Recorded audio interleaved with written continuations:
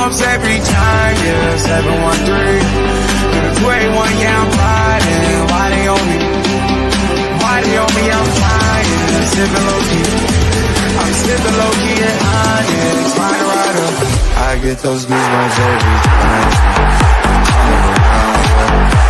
I'm fine, you make everything feel fine.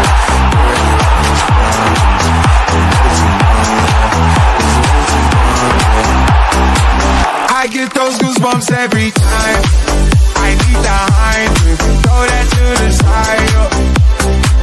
I get those goosebumps every time, yeah. When you're not around, when you throw that to the side.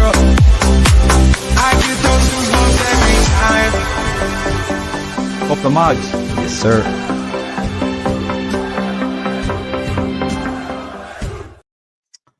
Good evening, everyone. We are back again for another Loaded Mag NUFC big match preview, and it is away days this week. A massive game at the Amex, and we're going to get into it tonight with Adam, who's waiting in the green room to come on in just a second. But of course, people, everyone in the chat, everyone that's just coming in right now, make sure you give that chat and this show a like. Make sure you give it a tune in the comments, and of course, thank you for watching. I know our attentions are a little bit split tonight. Everyone's keeping one eye on what's going on in the Forest game between Forest and Brentford. We will be keeping you abreast of all of that as well, because we've got one eye on that too. But first of all, before we get Adam on, Chris, how are you? Good, mate. Good. I think it's safe to say, and Adam will like this, I think we're all Brentford tonight, aren't we? We are all Brentford tonight. So yeah, I'm really looking forward. I'm not gonna lie, I'm looking forward to that game.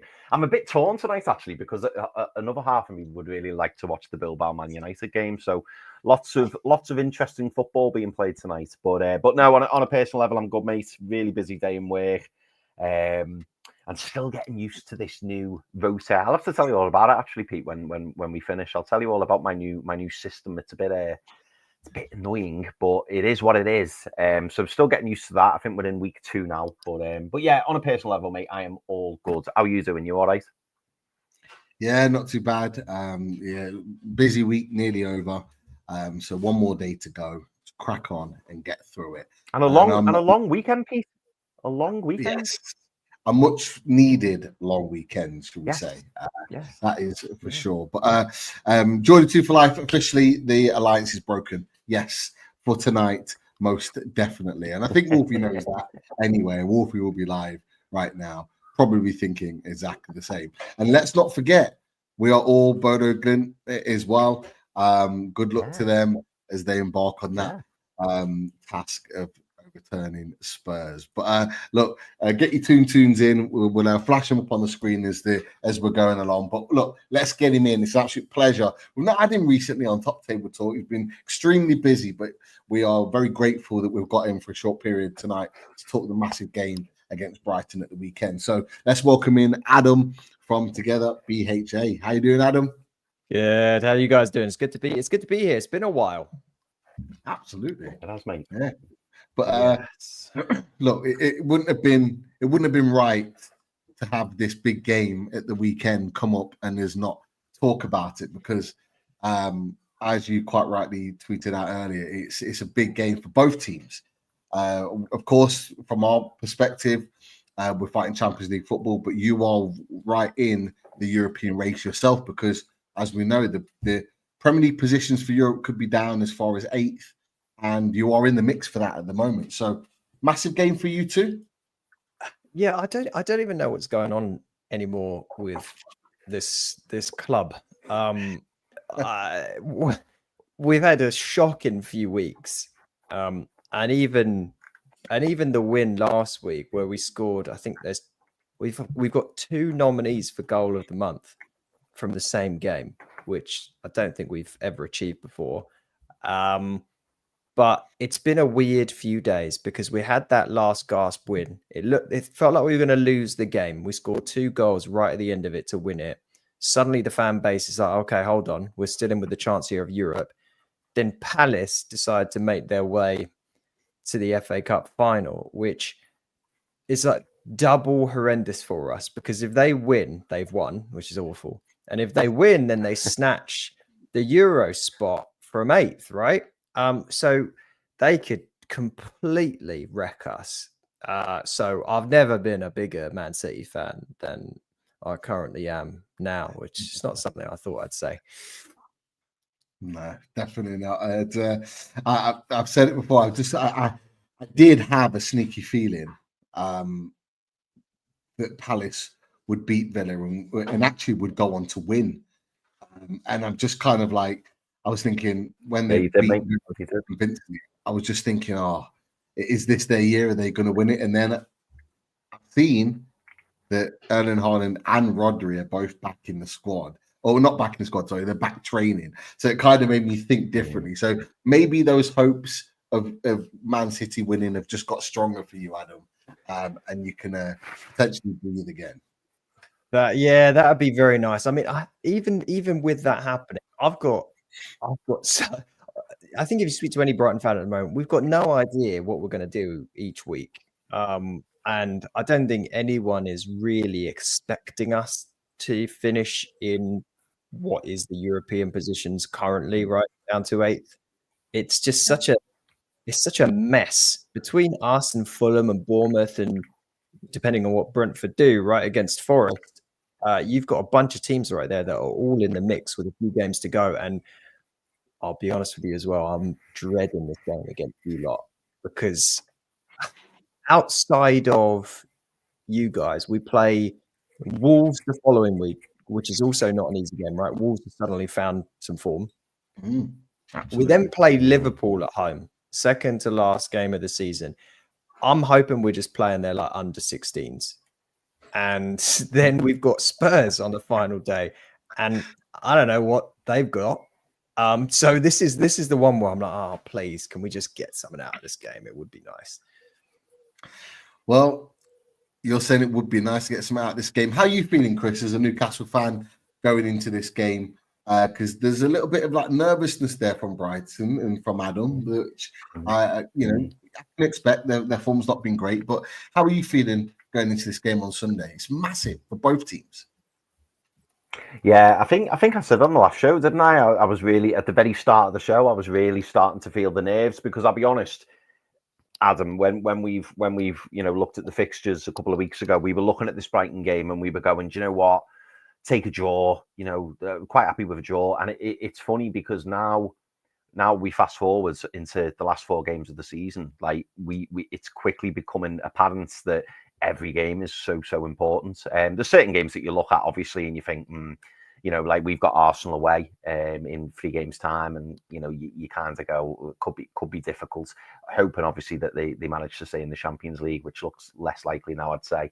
But yeah, I'm pleased to hear that you're nervous over it, or as nervous as us over it, because we know that obviously you've still got something to fight for. We are obviously got all eyes on Champions League, and for us, and I'm speaking on behalf of Peter here, but I think he's probably on the same page as me. It just takes a hell of a lot of pressure off that Chelsea game. If we go to Brighton, go to the Amex and win, because then, and I've maintained this for the last couple of weeks, then Chelsea becomes must not lose. So for me, if we were to pick 4 points up from Brighton and Chelsea, even if we were to beat yourselves and get a point against Chelsea, I still think that'll be enough. The unthinkable, Adam, the absolute unthinkable, is that we get turned over at the weekend, because then Chelsea becomes must win.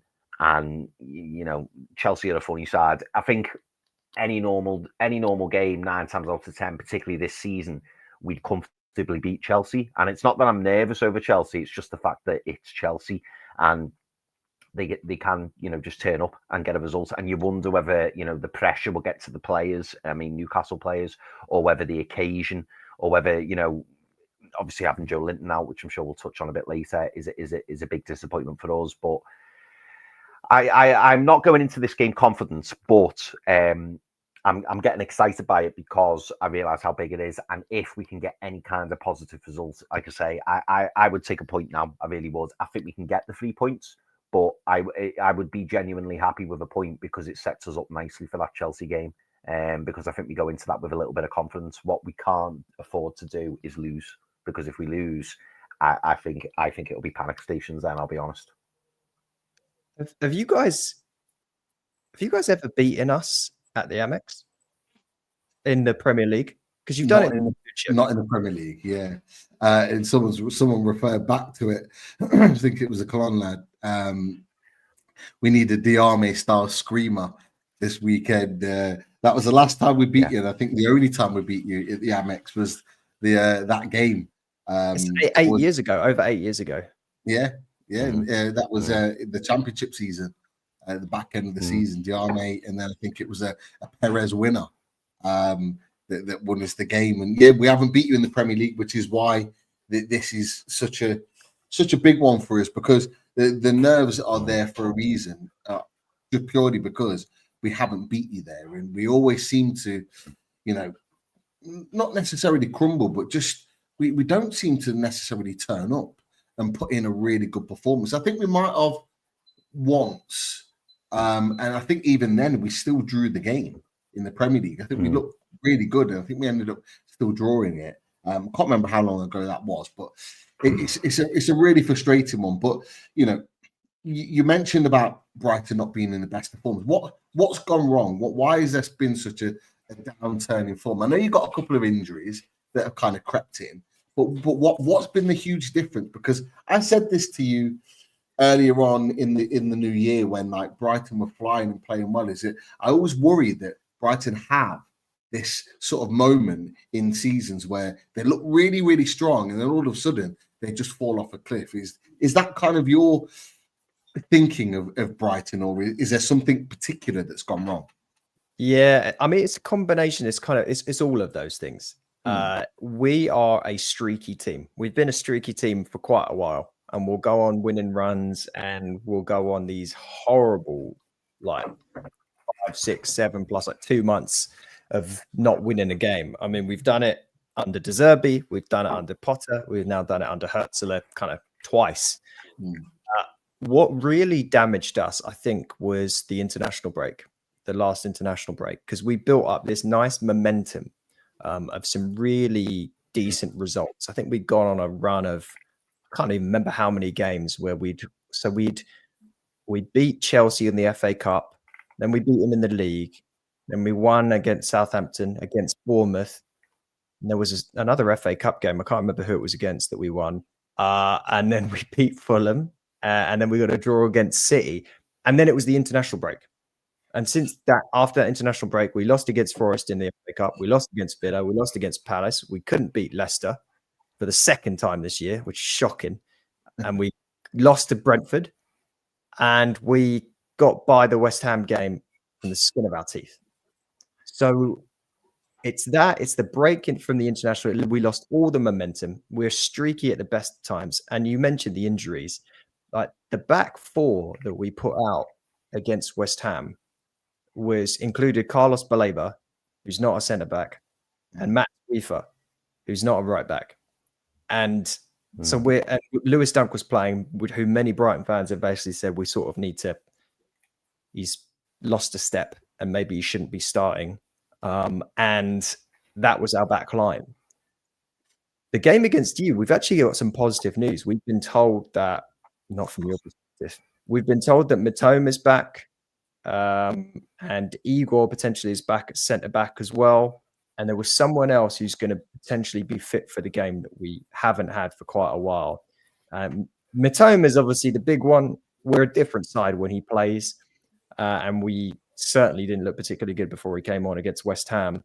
So that's a big one. And we might actually have defenders playing in defensive positions. Van Hecke is the other one who's going to come back, our best centre-back, who was red carded against Brentford and missed a game. So, yeah. Van Hecke. Yeah. Well, I'm assuming you're talking about that from a transfer. I feel like in the last 24 hours, Newcastle have been rumoured with about 600 different players to sign. Yeah, true. Yeah. Great for us to talk about, but a nightmare to actually narrow down who we're actually going for. But yeah. Okay, just a quick segue into that. How good is he? Because obviously we talked about him on our transfer show yesterday because we were linked with him. Like, how good is he? Is he is he a player that can that would be looking or sort of teams higher up in the Premier League would be looking at? Is he one of them that you're worried about losing? Like, what's your opinion of it? Van Hecke is our best centre back, and it's not close. He has really come on in the last year plus. Okay. And if we didn't have him, we'd have been completely screwed. Because, like I mentioned, like Lewis Dunk it's not been his best year, let's put it that way. Adam Webster gets injured so often, and he's a liability. Yeah, he's injured. He's always injured. He just goes from injury to injury. When he did play, he played quite well. But when he played at the start of the season, you might even remember the game against Chelsea. If you guys saw the highlights on Match of the Day, he was shocking. He was at fault for a couple of the goals. Yeah, so we really don't have a ton of depth. And Igor's the other guy who's been injured for a vast majority of the second part of the season. Van Hecke is very, very strong. His positioning is excellent. He gets forward really, really well. You'll often see him, and I'm not sure how much possession we'll have at the weekend, but the way we play, he steps up so far that he's sometimes even a bit of a playmaker for us because our centre-back line is so far forward that he's often putting some balls in and getting the ball out wide to get some crosses in. So he's strong. I mean, he's playing for the Netherlands, and I know they're not the same team they were a decade ago, but you can do worse than that guy. He's, I put it this way. I think he's better than Gay. Okay, interesting. So, and that, again, we are heavily linked with Mark Gay, and he was another player that we talked about as well. So you would have him above Mark Gay as a sort of a progressive. I mean, we looked at the stats, and I wish I had it. I think I have somewhere because I might have to change the tab slightly, but we had so with Van Hecke, we had his stats here. So in terms of progressive actions in the top 5 leagues, he's at the top. And when you look at the type of players that he's got in there, if you can see it, I know it's quite small on the screen, but we had the likes of Van Dijk that was in there, Florian Lejeune, who we remembered as part of Newcastle, Joachim Andersen. You've got who else you got? You got Marcus Alonso in there. You've got Bastoni in there from Inter Milan. You've got Kim Min-jae. There's Zabani as well. Chris, you mentioned yesterday. Horrible Bellis, I thought was interesting. Yeah, so you look at those players in there, and the stats are there in terms of what he's giving you, and it actually linked quite well with what you said in terms of how he becomes a playmaker for you because he brings the ball out and he progresses the play up the pitch. He is that type of player. So yeah, it's an interesting one. Do you see him leaving at any point? Or I mean, I think he's got 2 years left on his contract in the summer. So do you think it's that moment where he signs a new deal, or do you think there is scope that he could potentially move on? I'd be surprised if he goes. I mean, the club tries to do their best when it comes to transfers. They try not to block transfers, but they're very strict on making sure they get their money's worth and making sure that there's normally a good succession plan. We've got no succession plan. That centre back is far and away our weakest spot on the pitch and in the squad. If we didn't have Van Hecke, I mean, you've seen last week what I mentioned. What we're playing a guy that's probably shouldn't be starting in a central defender, a central defensive midfielder, a centre back. So we can't afford to lose him. The team should have signed a centre back in the summer. They didn't. In January, we signed Aaron Cashin from Derby. Yeah. And he's played about 45 minutes, came on against Villa, got caught out twice and looked like a League Two player. So that was a great investment so far. So no, we can't afford to lose him now. I would be shocked if he left in the summer. Now, are we going to lose someone? I think we'll lose someone. And it will be a Matoma, a João Pedro, or if someone wants to give us 150 million for Carlos Baleba, maybe. But I don't see Van Hecke going. Could be wrong. Yeah. Well, Chelsea have always got some money lying around when it comes to Brighton players. So probably them that would spend that sort of money. That is for sure. But yeah, it's interesting, Chris. Some of the players talked about there. Van Hecke as well. Get your thoughts on that, because a player that we talked about last night, and interesting that there could be a potential player, one of those big guns that could move out in the summer. Anyone that you would take or got your eye on? Do you know what I would have said? Maybe it's a lazy link, but I would have said João Pedro. Obviously, we were linked with him before he made the move to Brighton, but I must admit there are now a couple of question marks over João Pedro for me, particularly like his discipline. We saw that flail and elbow a good few weeks ago, and then obviously last weekend. I've not seen the red card. Was it a red card? Was it? Oh yeah. It was like a deep red, like a maroon. Really, mate? Yeah, it was, mate. Honestly, and it was. He's just clearly lost his head, and I don't know if you saw it, Pete. It was a good few weeks ago. He done like an elbow, but it didn't connect with the player, and he was very fortunate, because if it did, he was looking at a hefty ban, like a really, really hefty ban. He's such a talented player, but I think sometimes he loses his head a little bit, and gets too emotional. So I think some clubs will be looking at that and thinking, I don't know. I mean, obviously you'd hope that it could be tempered, but João Pedro, very, very talented player, so he'd certainly be one that I'd look at. I was really interested in Bart Verbruggen, because I think he played well. Was it the Euros? I want to say it was the Euros that I saw him in. You would have done. He's the starting keeper for the Netherlands. Yeah, and I thought he looked decent. And then it was weird, Adam, because when he had his first season for Brighton, he was battling. I think it was with Steele, and he was in out, and now he seems to be the number one, the first choice. So Bart Verbruggen's one that I will keep an eye on, and obviously Van Hecke. That's the latest link, and the right centre back position is key for us. And a while ago, boys, we were saying, weren't we, that we're desperate for a right winger, and Brighton seem to have loads of wingers. So I think we were talking about Adingra not that long ago, but he seems to have fell off a cliff. Adam, like what? You can have him, injured, or can he just not get in? He's just not. He just can't get in the first team. I'm just going back to Bart Verbruggen for a bit. I think a lot of Brighton players would be happy for you to take him. He's excellent as a shot stopper. Really, really, really strong, and he's young. He is up there, I think, Onana, of most mistakes leading to opposition goals this year. Wow. He has made a lot of mistakes. A lot. There was against West Ham. Bring them Sunday, please. The ball went through his hands at the weekend against West Ham, and he is probably one of the worst penalty stoppers I think I've ever seen. I mean, you probably saw it against Forest. There were two that he dived for, and it just like his hands sort of disappeared, and he should have got them. So all that said, I think he's going to be an excellent player if he figures some of his stuff out. But he's got some fundamental issues there that do really need to be worked out. But on a snapshot, a save where he's got a fingertip it, he's excellent. But if you hit the ball at him, it might just go through him. So there is that. And his decision making on passing out sometimes a little bit dodgy. You'd asked about Adingra. So he wants to play on the left side, and Mitoma's playing there. So he's never playing if Mitoma's fit. So that's where he played at the weekend, because Mitoma was taken out and he came in.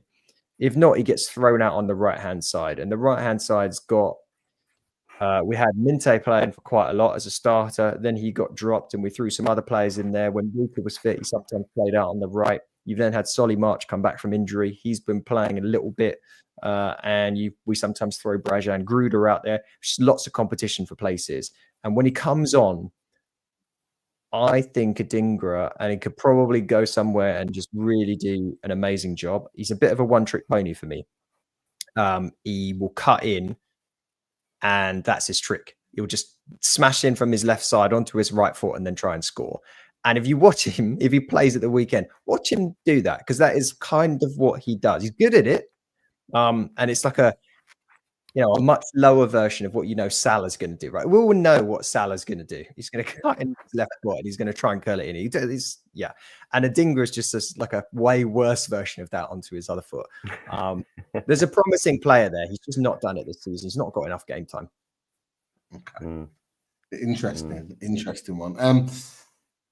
Before we get onto the tactics board and look at the teams, I was kind of hoping you were going to give us some news about this man. I was hoping you were going to tell us that you were going to rest him and just for what? Have him rest him and have him take a holiday somewhere just for this weekend. Because I've got to be honest, I hate this guy playing against us. He scores all at the time, and he always seems to not just score but score winners. I don't know what you've done to him. I feel like you've taken on the Italian model, because the Italians tend to take players towards the end of their career and just keep them going for an extra few years playing at the highest level. I feel like you've done that with Welbeck, because he seems a rejuvenated character that's playing like he was playing when he was 28, 29. Like, he seems like he's right back in the mix again. And yeah, he's got to be one of your best performances this season, surely. Yeah, and you get the inevitable. Welbeck's a funny one. I love him. I think he's an incredible player, and he'll have his injuries, right? We know that. That's a consistent with Danny Welbeck throughout his career. He did some stuff came out about him not that long ago, and he talked about the way he sort of manages himself, in the sense that how disciplined he is with training, how serious he takes his football, how for the good last few years he's tried to reject doing like a bunch of interviews and things like that, media stuff during the week, because he wants to be very, very focused on his football. And you see that, like you see now a model professional. And I'll be honest with you, like I think he's playing his best football of his career. He's a different player now. He's less reliant on his pace and things like that, obviously, but he's a very, very smart player. His one-touch play when the ball is played into him to get other runners off the side is second to none. And he's always got a finish in him. He's I don't know, it's a renaissance, I think, is probably how I would describe it for him in his career. We're so reliant on him. We are so reliant on him, because as good as João Pedro is when he's not elbowing people, I still don't think he's the number 9. We got rid of Evan Ferguson, who seems to have forgotten how to play football. So really, like, Welbeck's our guy. We're reliant on this, guy in the twilight of his career who's going to be 35 this year to lead the line for us. But he does an amazing job. Yeah. You worried, Chris, about Danny Welbeck playing against us? He seems like he's going to be fitting, firing, and ready to go. Yeah, he's a player that has always historically done well against Newcastle. It's ironic. I always laugh when I think of Danny Welbeck, because I always think, imagine what Man United would do now for Danny Welbeck. Like, Danny Welbeck would be ruin him. He'd play. Oh yeah, they'd ruin him, but he'd be in the team all the time, wouldn't he? They could do with a Danny Welbeck right now. And it was a really shrewd signing from Brighton, and he just keeps going and going and going, doesn't he? But yeah, from a Newcastle perspective, yeah, I never like seeing him in the lineup.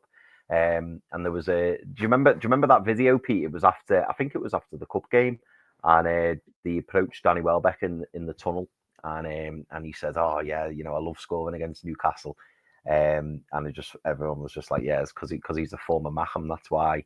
But yeah, you could see he was delighted, and he seems to me like a big game player. He turns up for the big occasions, and he does the business when needed.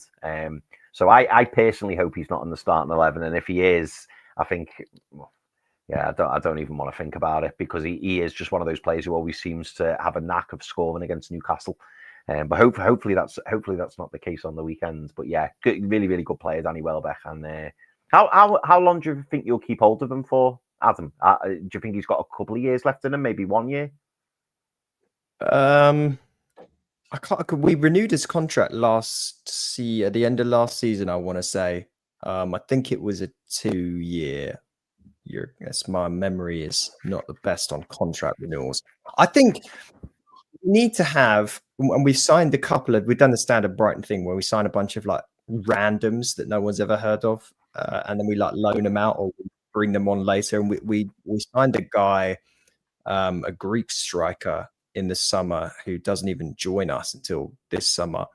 And I think we'll probably grab another rando at some point in this summer as well. And the hope being is that they'll be able to come in when Danny decides to hang up his boots.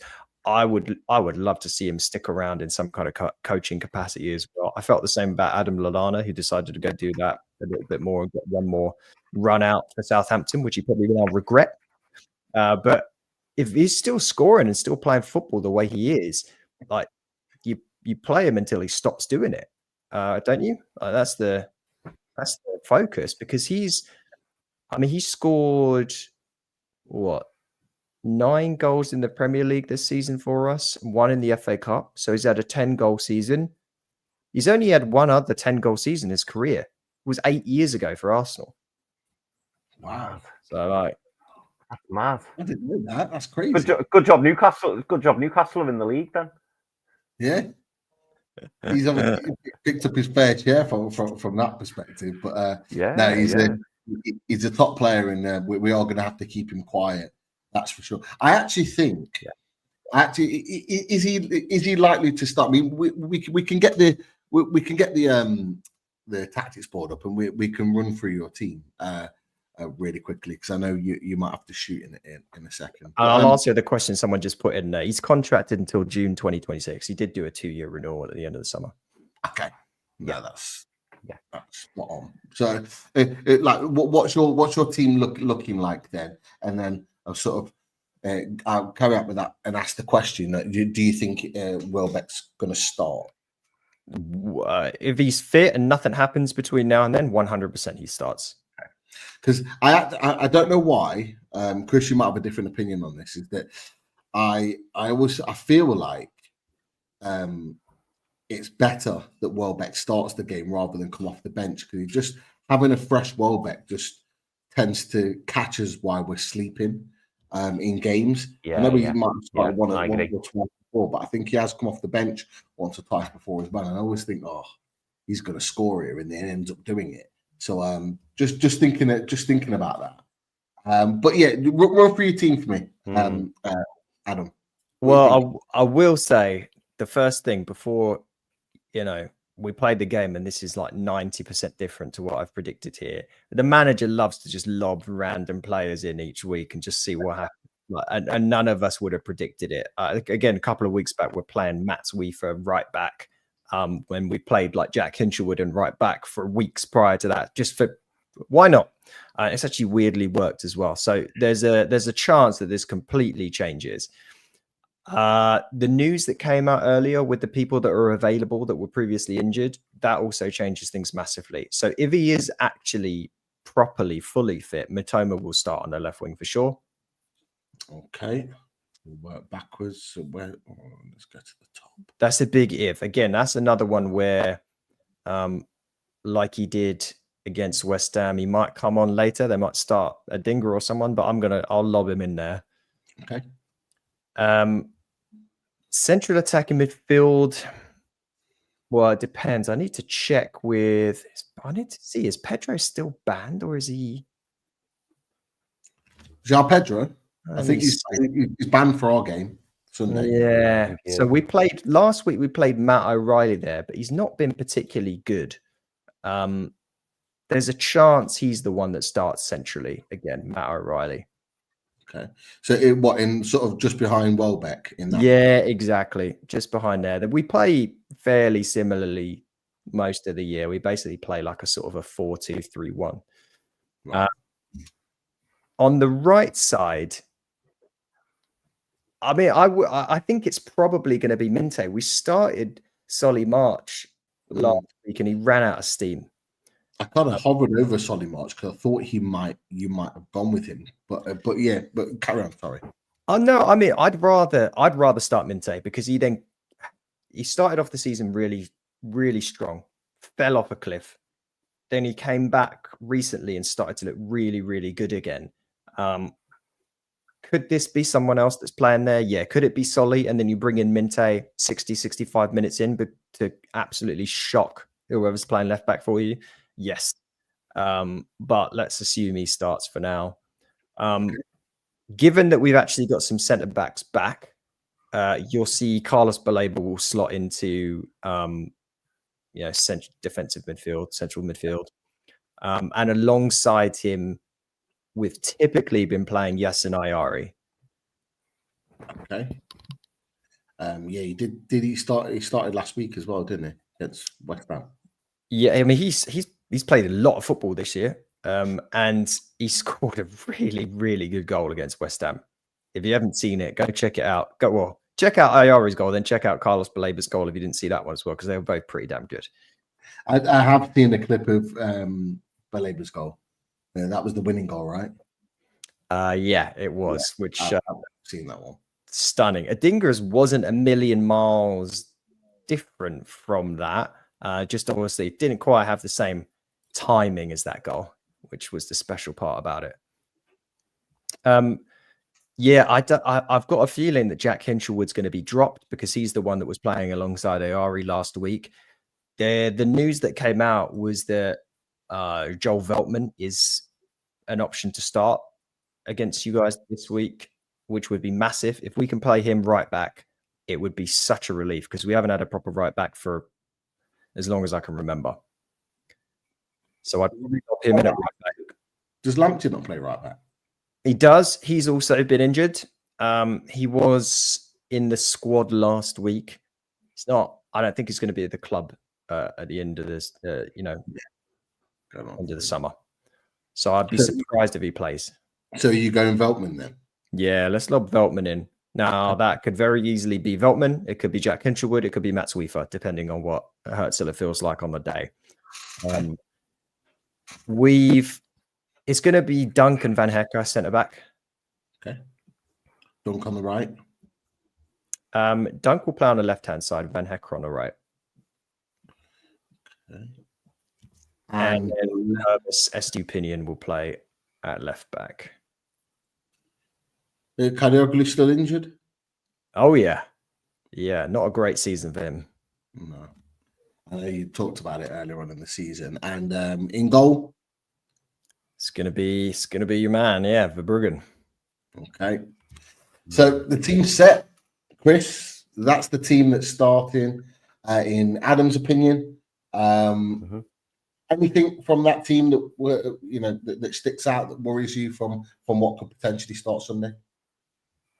I think it's our forward line. And by the way, interesting. I think, Adam, that is the first person on away days who's ever started from the front and worked backwards. Yeah. I don't think we've ever had that before. I got thrown. I just took the lead here because Welbeck got lobbed in. I was like, screw it. Let's go Welbeck. Yeah. Yeah. No, it's good, mate. It's good to mix it up. But yeah, no, it's the forward line that worries me. I'll be honest. And maybe that's why Adam started with the forward line as well, because that's raising the alarm bells. Obviously, Matoma, Minte, Welbeck, and then O'Reilly, who for me is a bit of an unknown quantity. I've not seen much of him, but I know you paid quite a lot of money to bring him into Brighton. So he'll be one I'll be keeping an eye on, certainly at the weekend. Baleba, obviously, he's a standout player. And you've got a solid defence. It is a solid defence. So for me, I think it's the forward line. The forward line's the one that worries me, I'll be honest. Well, I wouldn't worry too much about that because that defensive line is going to be pushed up. You are going to score at least one goal on the counter attack. I will give you at least one, probably 2 goals. Now, if we can score 3, great. But we're going to hand you 1 or 2 goals. Trust me, it's just the way it's going to be. I'm loving this, Adam. I am loving this. Yeah, I haven't loved it recently. I'll be honest with you. I'm taking it, but at the same time, we've had oppositions that have come on and said similar, and then it's not turned out quite how they've mentioned. So we'll see. Now, hopefully, you're not messing around with that. Hopefully, you're telling the truth. Hopefully, I'm just waiting for confirmation because I am a little bit behind. Now we're okay. We're Brentford, getting, Brentford saying it score. as well. we are now. I'm not there right now, which is frustrating because it's on the phone right next to me. Now I've had It's in. confirmation. It's in. Now my confirmation. Boys. Brent. High fives all round, lads. High fives all round. Yes. High fives to the camera. Yes. I'm out. I kind of want both to lose because they're not far. Brentford are like 4 points from us if they win this game. I don't want that. That's true, but still, high fives, Adam. Come on. Well, I'll give it just for Wolfie to be upset. That's fine. That's what I'm saying. Okay. I tell you what, can I just say, if Forest managed to screw this up and they like drop into whatever, like Europa League, and they've already, they're out of the FA Cup, it would be so funny. Like this historic season that's been talked up so much results in, a B tier European jaunt next year. Like, that would be top tier for me. Oh, mate. It would be monumental for that to happen, considering from where they were. But it's 44 minutes gone. Game's not over yet, but it's a huge positive for us. A Brentford win keeps us in third, gives us the emphasis to then go on. I'm thinking purely Newcastle here, adds apologies. We could, thinking ahead, if this stays as it is and we go on and get 3 points on Sunday, puts us 4 points ahead of Forest with 3 to play. That's massive. That's massive if that's the case, because Forest then go away to Palace on Monday. They don't play until after us. So that's even more interesting and puts even more pressure on them. And it brings them into the mix. So with that Pete, team, by the way, Pete, that is a horrible game. That is a horrible game. Of Forest fixtures, that is the game I was looking at thinking, do you know what? I was not going to. I think Palace away for them will be difficult. I really, really do. I know people will say Palace will have one eye on the FA Cup, but they'll want to go in. I think they'll want to go into that game with confidence, and I think Palace will be all guns blazing for that. I really do. Yeah. My bad. Corrected me, Jordan Tune for life. It would be 5 points if Forest don't win tonight and we win against Brighton Sunday. That puts us 5 points ahead of them. Albeit with 3 games left. They've got to go to Palace at that point. So let's see. But it's 1-0 Brentford at this moment in time, lads. Let's see from that point of view. Right. Ads, give us the heads up when you need to shoot. But what we'll do now, we'll just work through Chris's lineup. Chris, who are you going for, fella? What's the starting lineup? There is now actually some decisions to be made in one or two positions. So, be interesting to see what you pick out, mate. Yeah, there is. I've been toying with the idea of playing 5 at the back, but I think I'm gonna go with what I think Eddie Howe will pick. Gut feeling what Eddie Howe will pick, and I think he'll stick with the 4-3-3. So I'll put Nick Pope in goal. Okay. Pope in goal. Tino Livramento at left back. Yeah. That'd be interesting if it is Yankubu Minter that starts those two up against each other. It will. It absolutely will. I'm going to put Kieran Trippier at right back. Yeah. Okay. Centre backs, and this is why I'm stalling. So I'll need you to give me your opinion on this, Pete. But I'm going to say that it's going to be Bernard Shaw. Okay. I just think it may have come too soon for Botman. I wonder whether Botman will be saved for the Chelsea game. That's just a gut feeling I've got. I don't know. But again, if we was to go 5 at the back, that changes it. But anyway, I'm going with what I think. On the right-hand side of the midfield 3 will be Bruno Guimaraes. Yep. Right-hand side, Bruno. In the holding position will be Sandro Tonali. Sandro. Now. And I'm doing... Now. Who we go for then?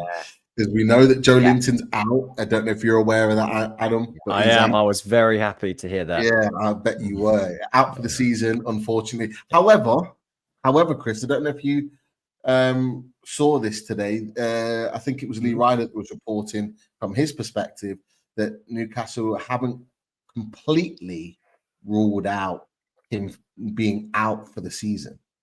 So there could be a chance he could return, but not Sunday. So big Not smiles Sunday. on his face.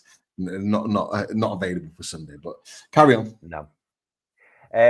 I've had to go choose between me head and my heart here. So I think, and I'm saying this because I want it to be the case, and I think Eddie will pick it, given that we're away from home. I'm going to say Louis Miley. Okay. I know some people will say that Louis Miley, hasn't played well in the left side of central midfield, but I just think he provides a bit more stability, and I think that I personally think it would be a risk playing Joe Willock in the middle. I'll be honest.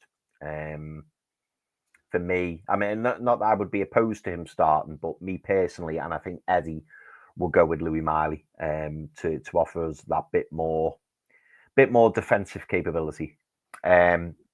On the left wing, I think it will be Harvey Barnes. Okay, interesting. I feel. I'll be honest, Pete. I feel like he's undroppable. I feel like he's undroppable at the moment. On the right, I think it'll be Jacob Murphy. Yeah. Through the middle, I think it'll be Will Asula. No, I'm joking. I think it will be Alexander Isak through the middle. So that is the 11 that I think it will be, and that's the one I hope it is as well, because I think that is probably our strongest 11 given what's available at the moment, bar Botman. But the reason I've not put Botman in is because I think it would be a risk to throw him in such a big game away from home, unless you're playing 5 at the back. Interesting. I can see it. I can see it. I agree with you with centre backs. I think Botman will probably come off the bench again, depending on the situation. Yeah. If we're in a positive position where we're winning, or we're trying to see a game out, I think he'll come on and do exactly what you mentioned as a back three later on in the game, just to see the game out. I agree with you with Harvey Barnes. He didn't have his best game against Ipswich, but I thought they blocked off the wide play quite well. Ipswich did for large parts of the game. I thought he was good, but it wasn't as good as he'd been in previous games. But you're right. There was no reason for him not to be starting again, and it's his place to lose at this moment in time. So I do agree with you from that perspective. I completely understand why you're going with Louis Miley in there. And to be fair, I would too play Louis Miley for the reasons that you've mentioned, but also I don't know, Adam. Do you expect Newcastle to have most of the possession? We're a weird team with possession this year. Where we're not like we were under De Zerbi, or Potter even, where we wanted like 80% of the ball. So we're much more willing to give the possession up now, but we'll still, in my opinion, because we're at home, have more of it. I'm terrified of this team that you put out. Obviously, with Joe Linton in there, I'd be even more upset by it. But I mean, outside of that Villa game for you guys, you haven't lost a game of football since you last played us in the FA Cup. Yeah. I don't know whether you guys think we're like your bogey team, but I don't know. No, I feel like we've got a chance here purely because we rarely lose to you. Outside of that, if you look at all the stats, everything that's happened lately and player for player at the moment, just in terms of form and all of that, you guys should batter us. But my hope is purely based on historical performance and previous games that we've played in recent memory. And that's my only hope. Yeah. It's an interesting one.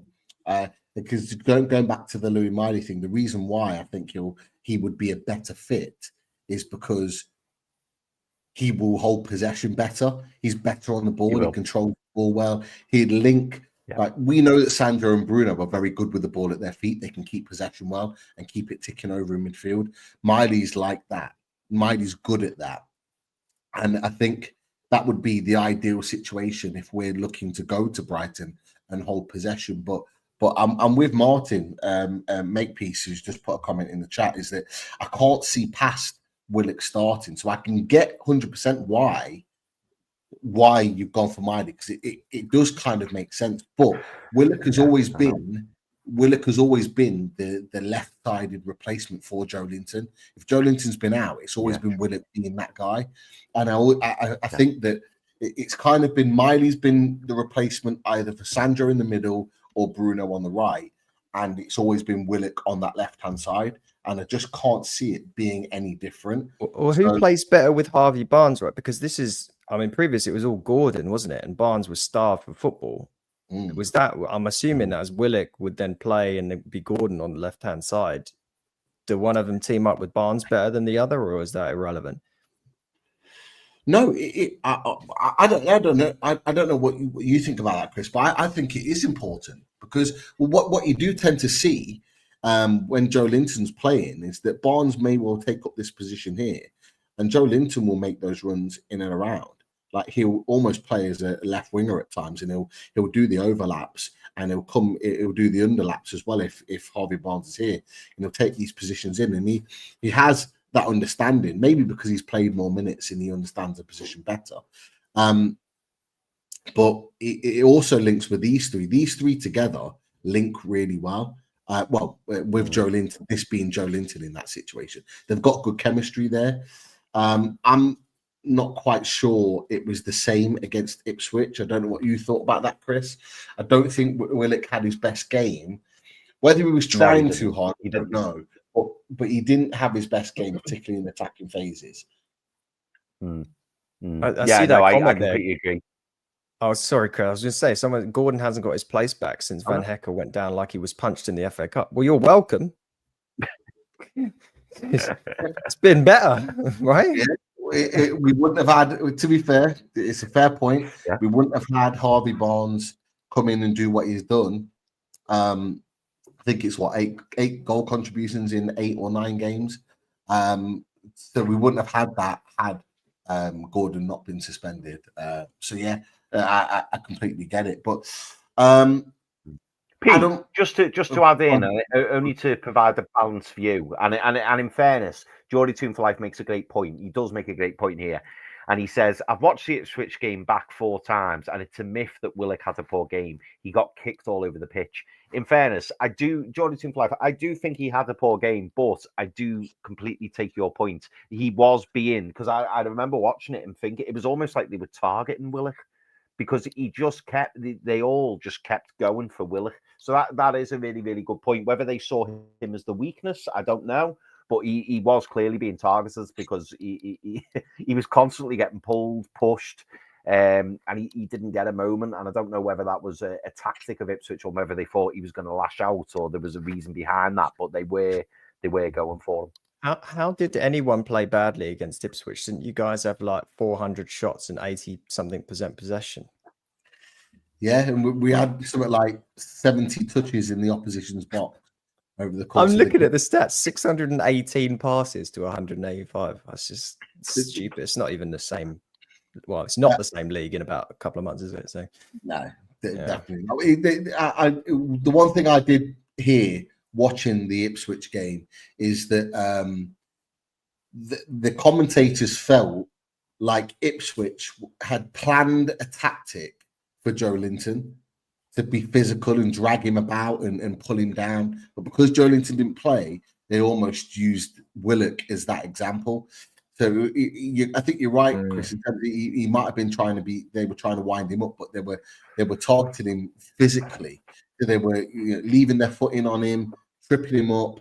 They were pulling his shirt. They were doing anything to try and get a reaction from him, because I think from what the commentators were saying is that was the tactic for Joe Linton to try and take him off his game, and maybe it worked to a point.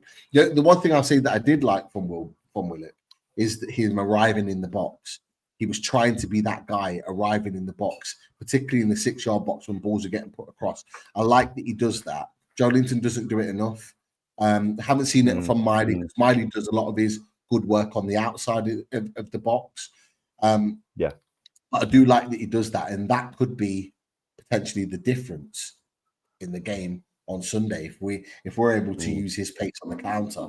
You know, you've excited me a little bit to a point, Adam, because you've mentioned to me and Chris that you feel that Brighton are going to concede 1 or 2 goals on the counter attack. Well, you're looking at a team that loves to play on the counter attack, and I think that with Willock running from deep, with Isak in and behind, do you play quite a high line?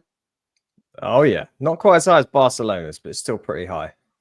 Oh yeah, I don't think anyone could play a high line as high as Barcelona's. But Chris, this is music to our ears, mate. Hearing this, it is. Playing a high line, it is. Giving away goals on the counter. We've got Isak, we've got Murphy, we've got Barnes, we've got Willock making those runs in and behind. This is what we want to hear. This is great. Hey, you guys have played this same team and same tactics twice this season already, though. Don't forget that. We haven't changed. It's the same tactics. But would you say that there's an expectancy at home at the Amex that you're going to come out and be more attack minded? Yes, but I mean, I would say the same against like some of the sides we played recently at home, where the expectation was on us to do something. We've got a really bad habit of just spending a lot of time passing the ball around and then not doing a ton with it. And we've lacked that killer like edge for the last few games. And then we've still been leaky at the back because we've still pushed up. We've not been able to score, and then we've just conceded. And the difference, you know, against West Ham was 2 wonder goals, right? And I'm removing the other goal, which was a nice little cross in, but it was 2 wonder goals that meant we got the 3 points. That's not sustainable.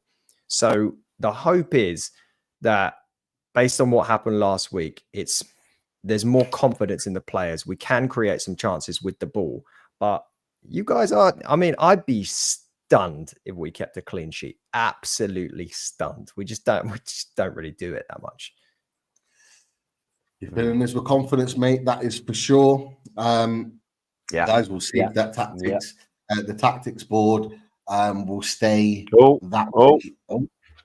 Man United 1-0. Wow. Ooh. We did say Man U are capable of it. We did say Man U are capable of it.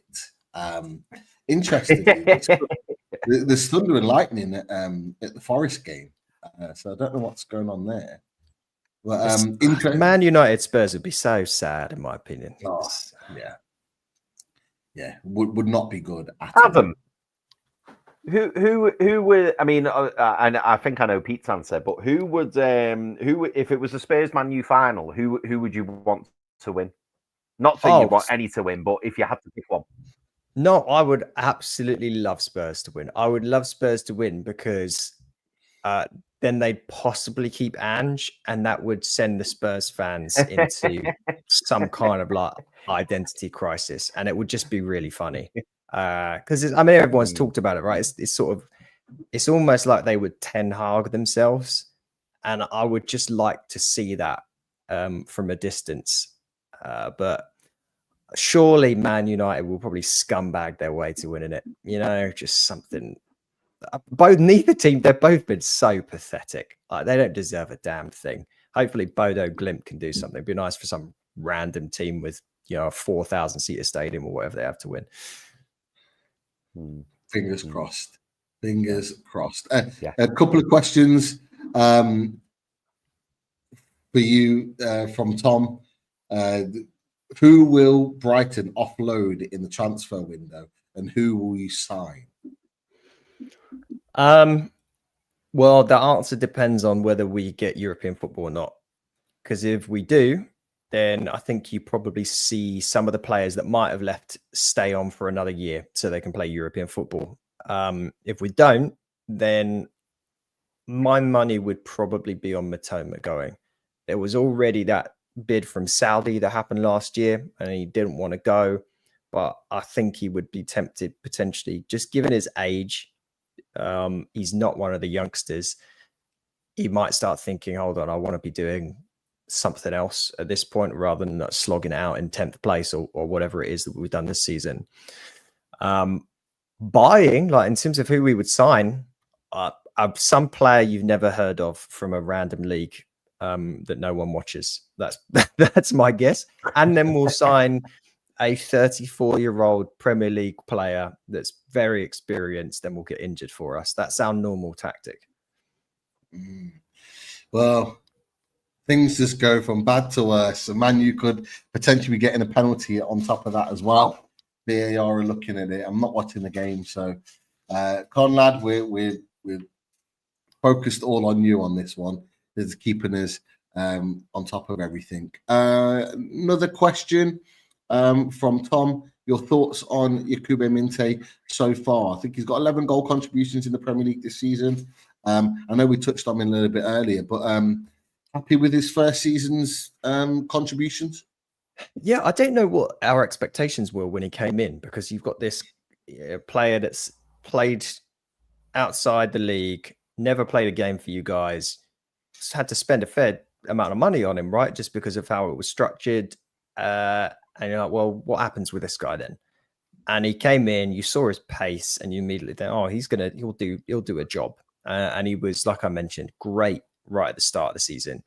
And then it went a little bit sour, and I think it was probably was a bit too much for him, and we needed to bring in someone else and play like swap him out. We did give him a rest, and he's now come back and he looks really good. He's a weird player because he falls over a lot. He falls over a lot. It's almost like he's too fast for his own body.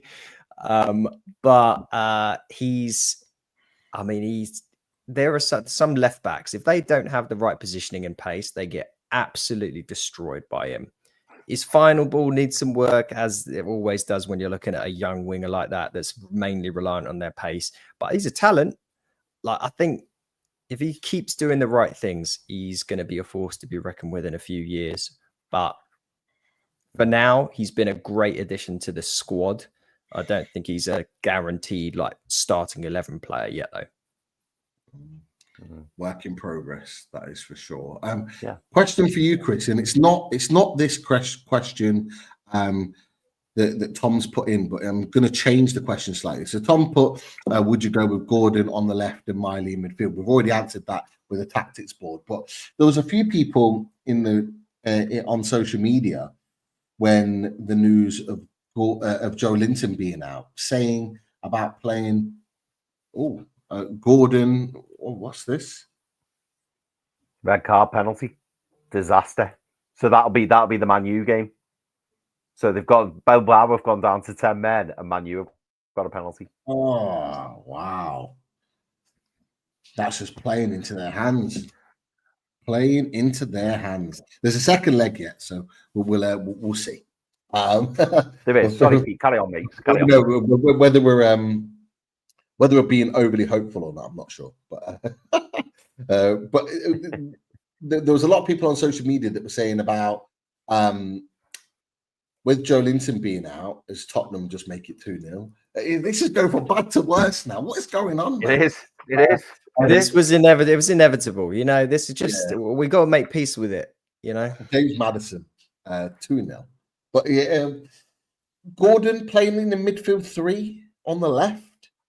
Would you consider that? There was actually lots of Newcastle fans that were putting it on social media that they thought bringing Gordon on the left of a midfield 3. What do you think? I can see why people are saying it, but not for me. Maybe want to trial in the pre-season, but certainly not in a game like this, because if it backfires, it could backfire tremendously. If anything, and you know, Eddie Howe's not comfortable either putting Willock or Miley in the position. I would rather go to a back 5 and play the 2 just in front of the back 5 of Bruno and Tonali, and I'd put Botman bang in the middle of the back 5. That's what I do. I get why people are linking, the fact that Anthony Gordon probably could play in the middle. He probably could. Maybe they're thinking of Elliot Anderson predominantly a left winger, then came into the 8, if you like, or the left side of the 8, and did very, very well. He can also play 10 too. But I just wonder. For me, I think with Gordon, it would be the physicality. That's what would worry me. He's got that electric pace, and he can certainly get away from players and probably win a lot of fouls. But also, I think if he was to get into like a physical battle, I think he'd just be shoved to one side, if I'm honest. And there's a potential for your midfield to be overrun. So for me, it's too much of a risk. Doesn't know the position, as far as I'm aware. Hasn't played the position. Certainly hasn't for Newcastle. Whether he has for Everton or not, I don't recall. I don't think he did. So it would be too much for a risk. But I do see why people are saying it, because it's a possibility. But at the end of the day, we've got Willock, we've got Miley. So me personally, I wouldn't do it. But in pre-season, if they want to have a look at it, why not? Yeah, absolutely. It's another English team is winning. I think that goal was earlier on, but cheers, Tom, for giving us an update on that. A couple of questions to end before we come to predictions, lads. And therefore, Adam, so Craig Lee put, so Brighton are signing Callum Wilson in the summer then? Not really a question.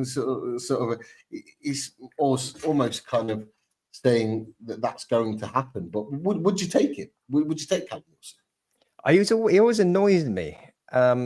So maybe we are, like I said, we're very reliant on Danny Welbeck, and we're probably going to need to make a purchase there. And we normally don't spend a lot of money for someone in that position. Crazier things have happened. You get your hands off Danny Welbeck. I'd do it. I'd take Welbeck as an ease that backup. I would. Yeah. I bet you would. Yeah. Well, absolutely. Just to stop him from scoring against us. Yeah. The old classic. And the last one that's in the chat, Ryan D says, who's been Brighton's player of the season? Carlos Baleba. What comes out about him that makes him top quality for you? You priced him at 150. Is he better than what you saw Caicedo do at Brighton, or is he sort of on par? How do you see him? Well, they're slightly different players, and I did say on our podcast, I think last week after the West Ham game, I was like, if there was any doubt that Carlos Baleba was a world-class player, it should be gone now. I guess this all sort of started. We had Yves Bissouma, and for us, Yves Bissouma was an incredible player, and he went to Spurs. And we're like, okay, well, Moises Caicedo, let's get this guy in. Don't know what he's like. Caicedo is now arguably probably one of the best 2-3 central midfielders that have been playing this season. He's been excellent for Chelsea. Excellent. After a horrible start, by the way, right? He was mocked. It was like, a waste of money. And now no one's saying that anymore. And now we get this guy come in. And personally, I see him as more similar to Bissouma than I do see him similar to Caicedo. He is relentless.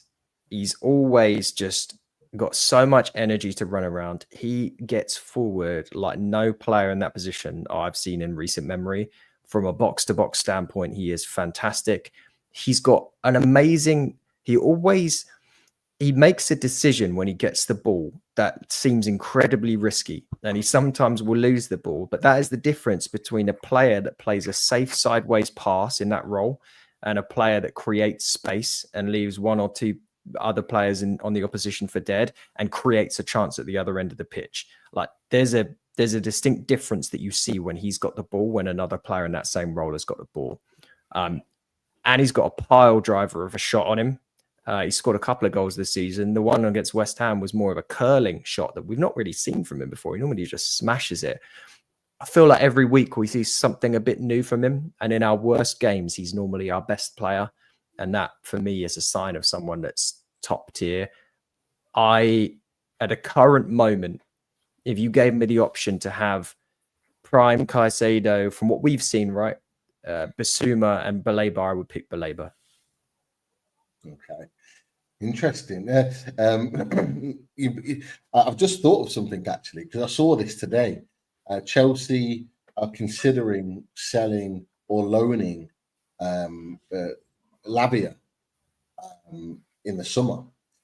So are they trying to make room for Baleba? So that 150 million may well come to fruition potentially. But look, I think for the actually, in my honest opinion, I think for the first time in quite a few years, you might well not sell one of your main players, and you might actually see it through in terms of keeping your team together and being able to build.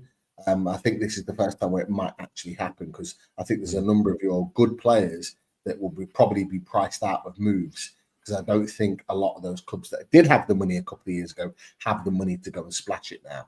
I think the times have changed. So that can be a good thing for you. And it may well mean that you're able to properly build rather than losing a player than having to replace and going back and forth again. So I would love that, because it goes back to the point you made earlier. Is like, why have you guys been so inconsistent? We signed a lot of players in the summer. It's a young new manager, a lot of change in the 11 with the injuries. Some consistency at this club would be nice, and that has been a rarity. So yeah, that would be a nice thing to see, and Chelsea can do one, in my opinion. I'm so sick of them. It's nice to get the money, but as a fan, like, I don't know how you guys. It's not my money. I don't care. Like, I want the player. I want to watch I want to watch top tier players play for my team. I don't care about going to spend a bunch of money. So yeah, absolutely, mate. Look, we'll end off with predictions. That looked like a penalty for Brentford, but they played on. We'll go to predictions to end off. I'll start first. I think it's going to be a tight game. I'm going to go for my tried and trusted 2-1 to Newcastle. I think we have to win. Both teams have to win, but I just think it's about time we won at the Amex. And so I'm going to stay positive and that we're just going to do enough to get the win. Adam, we'll come to you. Well, like I mentioned, looking back at the data on this, I've got absolutely no fear. Like, it's guaranteed that we're going to walk away from this from something, right? Having watched us play, on the other hand, in the last few games, can clearly see us leaking 4, 5, 6 goals at any random moment. But you know what? I'll go on the glass half full side of things and say that we beat you 3-2. Oh, goals galore. Chelsea scored another. Chelsea now 2-0 up. But goals galore, 3-2. Wow. Yeah, why not? Goal fest at the Amex. Chris, prediction, what we're going for, fella? Normally, I think about this in the duration of the show, and I haven't. And as soon as you asked the question, it looked like I didn't know it was coming. If a scoreline came into my head, and oddly, it's bang in the middle of you two boys. So I'm going to go 2-2. I think a Desmond. A Desmond. The old Desmond. Oh, God. Oh, God. Chelsea win conference. Man United or Spurs win Europa. Horrendous. Game done. At least the Champions League, we've all got a hope for a PSG Barcelona final, surely, because that would be some quality football. Yeah. Well, you say that, but Inter Milan put up a goal fest yesterday. They weren't shy of it, and they could have scored more. But yeah, in terms of if you're looking for out and out attacking performance, then of course you're going to go for Barcelona. There's too many storylines in that game that I think make it perfect, because you've obviously, like, Yamin Lamau looks incredible. You've got Dembele, who failed at Barcelona, is now having like a incredible season. You've got Luis Enrique, Barcelona legend, former manager, has taken PSG from this like Harlem Globetrotter thing into a solid, strong team. Like, I just think it'd be, I don't know. I don't want to imagine if it's into Arsenal. It's just like sat there waiting for corners and free kicks. Yeah, that's true. That is true. It's the final I think that everyone wants. Pure attacking intent. I'm not getting excited as Daz is right now, because the game isn't over. It's 60 minutes in. Although Brentford do look strong on the counter-attack now. They are causing a few problems. But we're going to go and watch some football now. So guys and girls, massive thanks for coming and joining the chat. Appreciate all your support. Make sure you give a like on the way out. Make sure you send this show on the YouTube link to somebody else that supports Newcastle United and get them to watch this as well. Any Brighton fans in the house, make sure you do the same. Thank you for watching. Adam, top man as always. Thank you for coming on. You stayed longer than you intended to, so I appreciate that. I'm going to get fired now. Don't worry, but I appreciate it. This was fun as always. It's always nice coming on here. You guys always got great questions and interaction, so I appreciate it. And I do apologize in advance for getting your hopes up today and then crushing your dreams at the weekend. So apologies in advance. Oh, hopefully that's not the case. But look, big thanks to you, mate. Thank you. Really appreciate it. And Chris, to sign off, let's go to the man that we hope fires the bullets on Sunday. Love it. Little bit of Alex. Take care, people. See you soon.